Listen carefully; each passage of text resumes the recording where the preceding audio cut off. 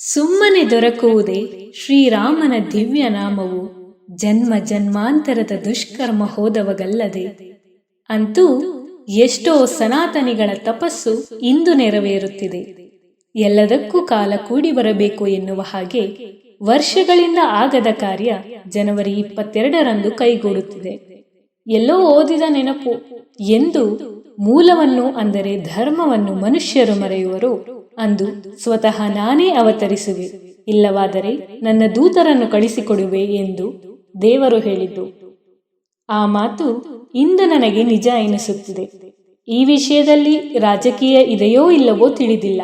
ಆದರೆ ಮೋದಿಯವರು, ಯೋಗಿನಾಥರಂತ ಸನ್ಯಾಸಿಗಳು ಬಂದಾಗಲೇ ಈ ಕಾರ್ಯವಾಗಿದೆ ಎಂದರೆ ನಮ್ಮ ದೇಶಕ್ಕೆ ಬೇಕಾಗಿರುವುದು ಸನ್ಯಾಸಿಗಳೇ ಹೊರತು ಸಂಸಾರಿಗಳಲ್ಲ. ನನ್ನನ್ನು ನನ್ನ ಸ್ನೇಹಿತರು ಕೇಳಿದ್ದರು, ಸನ್ಯಾಸ ಅಂದರೆ ಏನು ಅಂತ.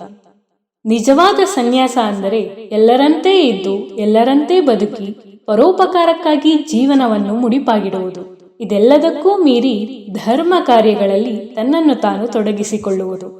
ಇಂದು ಅದಕ್ಕೆ ಅರ್ಥವೆಂಬಂತೆ ಮೋದಿಯವರಲ್ಲಿ ಕಾಣುತ್ತಿದ್ದೇನೆ.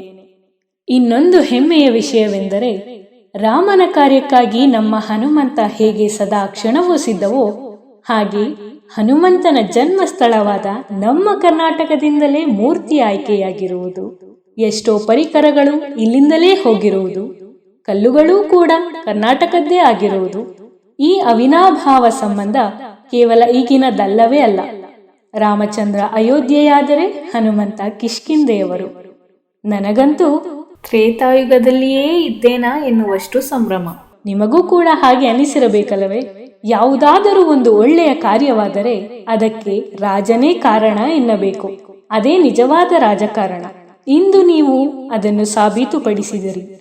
ನಿಮಗೆ ನಮ್ಮ ಅನಂತ ಕೋಟಿ ನಮನಗಳು. ಜೈ ಶ್ರೀರಾಮ್, ಜೈ ಆಂಜನೇಯ.